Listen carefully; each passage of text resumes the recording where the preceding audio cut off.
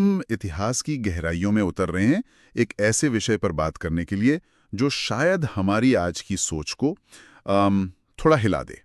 प्राचीन भारत में शल्य चिकित्सा यानी सर्जरी का विकसित संसार। और हमारा फोकस रहेगा आचार्य सुश्रुत और उनकी कमाल की विरासत पर। बिल्कुल। और हम जिस जानकारी पर आज बात कर रहे हैं वो मुख्य तौर पर history of surgery in ancient India, Sushruta's legacy नाम की लेख पर आधारित है। ये लेख उस जमाने की मेडिकल प्रैक्टिस की एक ऐसी तस्वीर दिखाता है जो वाकई सोचने पर मजबूर करती है। हाँ, और हमारी कोशिश यही रहेगी कि इस बातचीत से हम समझे कि प्राचीन भारत की ये तकनीकें कितनी एडवांस थीं, कैसे पनपीं और दुनिया भर की मेडिसिन पर इनका क्या असर रहा। तो चलिए शुरू करते हैं। हाँ, तो शुरुआत करते हैं सर्जरी के बिल्कुल शुरुआती दौर से। एक ऐसा टाइम जब दुनिया के कई हिस्सों में शायद सर्जरी का आइडिया भी नहीं था, भारत में इसकी नींव रखी जा रही थी। ये कोई छोटी बात नहीं है, ये उस समय के इंटेलेक्चुअल और प्रैक्टिकल डेवलपमेंट को दिखाता है। और इस डेवलपमेंट के सेंटर में थे आचार्य सुश्रुत। जानकारी है कि लगभग 600 ईसा पूर्व वाराणसी में वो काम करते थे और आज उन्हें सम्मान से शल्य चिकित्सा का जनक मतलब फादर ऑफ सर्जरी कहा जाता है। ये टाइटल ही अपने आप में बहुत कुछ कहता है। और ये टाइटल उनके काम की वजह से है। उन्होंने सुश्रुत संहिता जैसा एक डिटेल्ड ग्रंथ लिखा। इस ग्रंथ की सबसे खास बात है इसमें सर्जरी का डिटेल्ड ब्यौरा। आप सोचिए, उस युग में 300 से ज्यादा ऑपरेशन की तकनीकों और 120 से ज्यादा सर्जिकल औजारों के बारे में लिखना, उन्हें क्लासिफाई करना, ये सिर्फ गिनती नहीं है, ये उस समय की ऑर्गेनाइज्ड सोच और ज्ञान की गहराई बताता है। 300 से ज्यादा प्रक्रियाएं, ये नंबर ही चौंकाने वाला है। क्या लेख में कुछ खास तकनीकों का जिक्र है जिन्होंने सुश्रुत को इतना अहम बना दिया? हाँ, बिल्कुल है। सबसे ज्यादा फेमस और शायद सबसे रेवोल्यूशनरी तकनीक है राइनोप्लास्टी, यानी नाक का पुनर्निर्माण, या कहें तो प्लास्टिक सर्जरी। सुश्रुत संहिता में इसका बड़ा साफ वर्णन है कि कैसे चेहरे या माथे की स्किन का एक हिस्सा लेकर एक नई नाक बनाई जा सकती थी। ये आज की जो फ्लैप सर्जरी तकनीक है ना, उसका बहुत पुराना रूप लगता है। ये तो कमाल है। जिसे हम आज कॉस्मेटिक या रिकंस्ट्रक्टिव सर्जरी का इतना बड़ा हिस्सा मानते हैं, उसकी जड़ें इतनी पुरानी और भारत में हजारों साल पहले। ये जानकारी तो वाकई नजरिया बदल देती है। और बात सिर्फ नाक तक ही सीमित नहीं थी, आंखों जैसे नाजुक अंगों पर भी काम होता था। सुश्रुत संहिता में मोतियाबिंद यानी कैटरैक्ट सर्जरी का भी जिक्र मिलता है। लेंस को एक तरफ हटाने की प्रक्रिया बताई गई है। उस समय बिना आज के माइक्रोस्कोप्स और औजारों के करना, असाधारण स्किल की जरूरत पड़ती होगी। नाक और आंखें, ये तो बहुत ही बारीक काम है। लेकिन क्या शरीर के अंदरूनी हिस्सों या दूसरी बड़ी प्रॉब्लम्स के लिए भी कुछ था? सुश्रुत का काम सिर्फ बाहर की मरम्मत तक था या और भी कॉम्प्लेक्स था? नहीं नहीं, उनका काम कहीं ज्यादा फैला हुआ था। जो जानकारी मिलती है उसके हिसाब से संहिता में टूटी हड्डियों को सेट करने और जोड़ने के तरीके बताए गए हैं। शरीर से पथरी निकालने की प्रक्रियाएं भी, जैसे ब्लैडर या गॉल ब्लैडर से स्टोन्स निकालना। और तो और कुछ इंटरप्रिटेशंस के मुताबिक पेट पर चीरा लगाकर बच्चे को जन्म दिलाने जैसी प्रक्रिया का भी इशारा मिलता है, जो शायद आज के सिजेरियन सेक्शन का एक बहुत ही शुरुआती रूप हो सकता है। सिजेरियन सेक्शन का प्राचीन रूप। ये सब सुनकर तो ऐसा लगता है कि सर्जरी की समझ और उसका दायरा हमारी सोच से कहीं ज्यादा बड़ा और विकसित था। है ना? सही बात। लेकिन इतनी मुश्किल प्रक्रियाएं करते समय दर्द का क्या?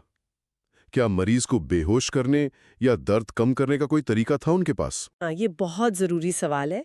लेख बताता है कि सर्जरी से पहले मरीज को दर्द कम महसूस हो, इसके लिए मद्य यानी वाइन या शराब या फिर कुछ खास जड़ी बूटियों से बने नशीले मिक्सचर दिए जाते थे। ये एक तरह का प्राचीन एनेस्थीसिया जैसा काम करता था। जाहिर है ये आज की तरह पूरी बेहोशी वाला एनेस्थीसिया नहीं था, लेकिन दर्द को सहने लायक बनाने की कोशिश तो थी ही। अच्छा, पेन मैनेजमेंट की समझ भी थी। और इतनी सटीक सर्जरी के लिए शरीर की अंदरूनी बनावट का ज्ञान तो बहुत जरूरी रहा होगा। क्या सुश्रुत ने इस पर भी काम किया? बिल्कुल। यहीं पर सुश्रुत की साइंटिफिक अप्रोच और दूरदर्शिता दिखती है। वो एनाटमी यानी शरीर रचना विज्ञान के महत्व को गहराई से समझते थे। लेख में इस बात पर जोर दिया गया है कि सुश्रुत ज्ञान पाने के लिए शव विच्छेदन यानी डिसेक्शन का अभ्यास न सिर्फ जरूरी मानते थे, बल्कि करते भी थे। शव विच्छेदन उस समय के सामाजिक और शायद धार्मिक माहौल को देखें तो ये तो बहुत ही क्रांतिकारी कदम रहा होगा, शायद कंट्रोवर्शियल भी। ये सिर्फ एक प्रक्रिया नहीं, ये तो ज्ञान पाने के तरीके पर एक मजबूत स्टैंड था। बिल्कुल, ये दिखाता है कि उनका नजरिया कितना प्रैक्टिकल यानी एम्पेरिकल था।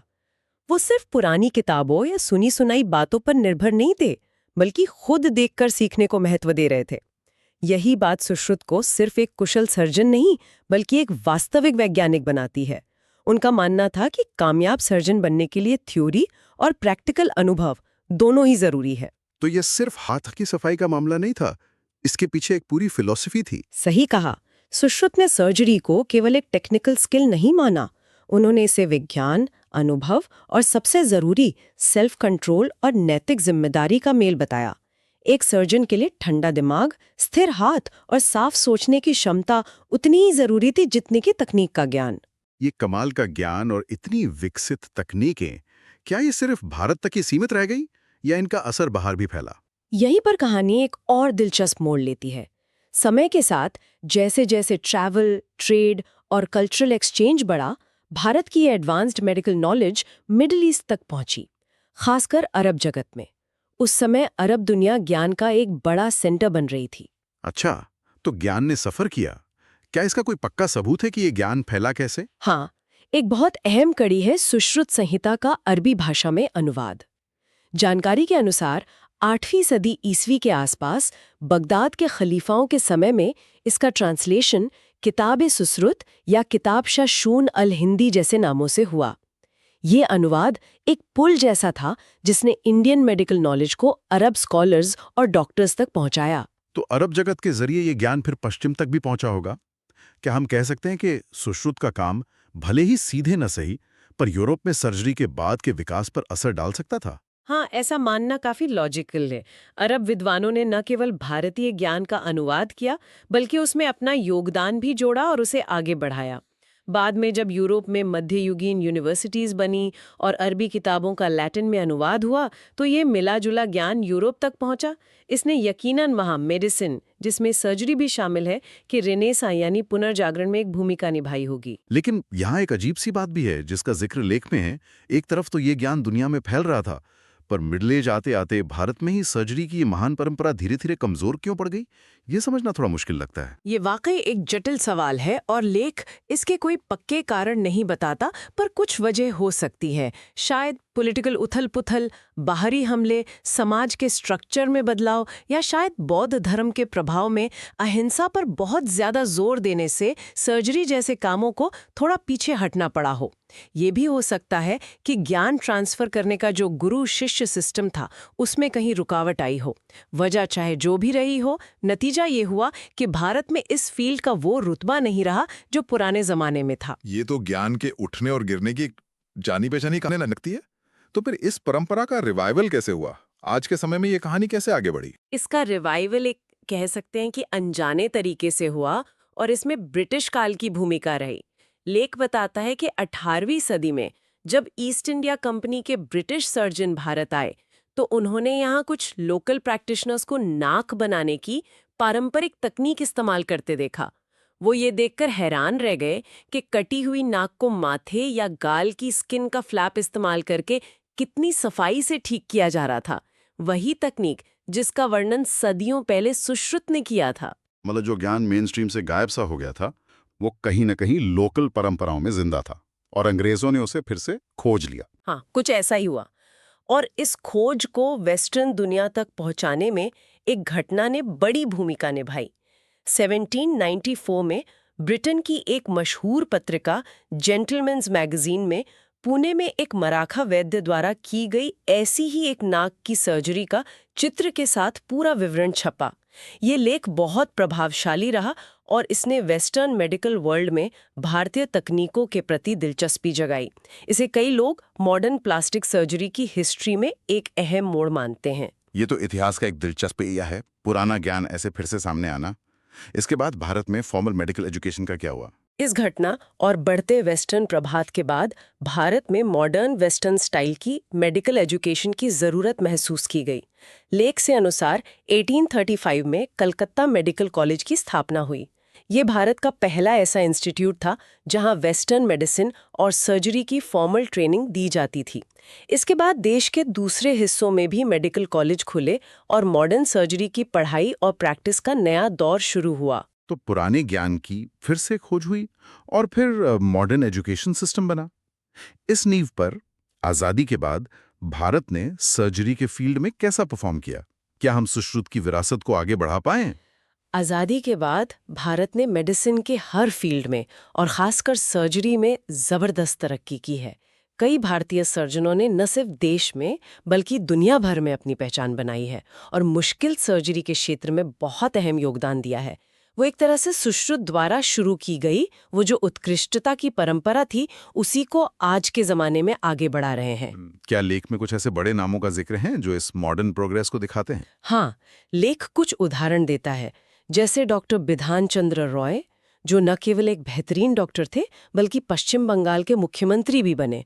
Doctor PK. सेन का नाम खास तौर पर आता है क्योंकि जानकारी के मुताबिक उन्होंने 1959 में भारत की पहली सफल ओपन हार्ट सर्जरी की थी।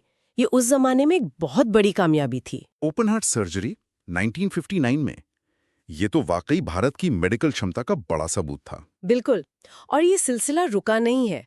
आज भी कार्डियक सर्जरी में डॉक्टर देवी शेट्टी और डॉक्टर नरेश त्रेहन जैसे नाम दुनिया भर में सम्मान से लिए जाते हैं।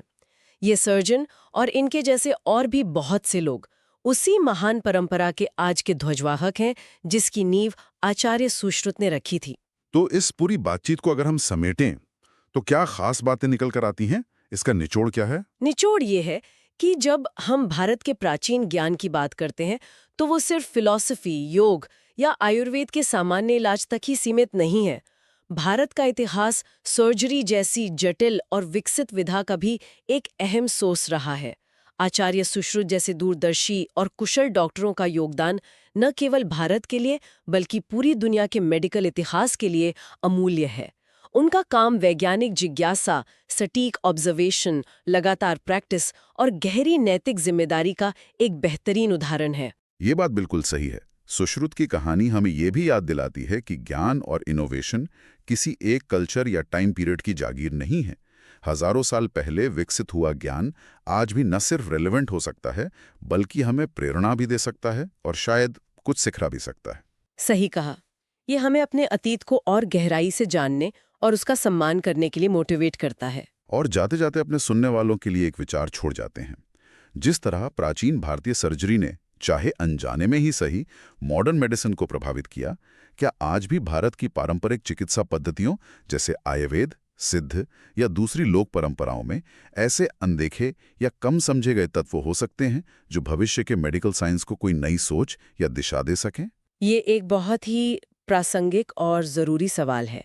प्राचीन ज्ञान और आधुनिक विज्ञान के बीच एक मीनिंगफुल डायलॉग की संभावनाएं हमेशा तलाशने लायक होती हैं।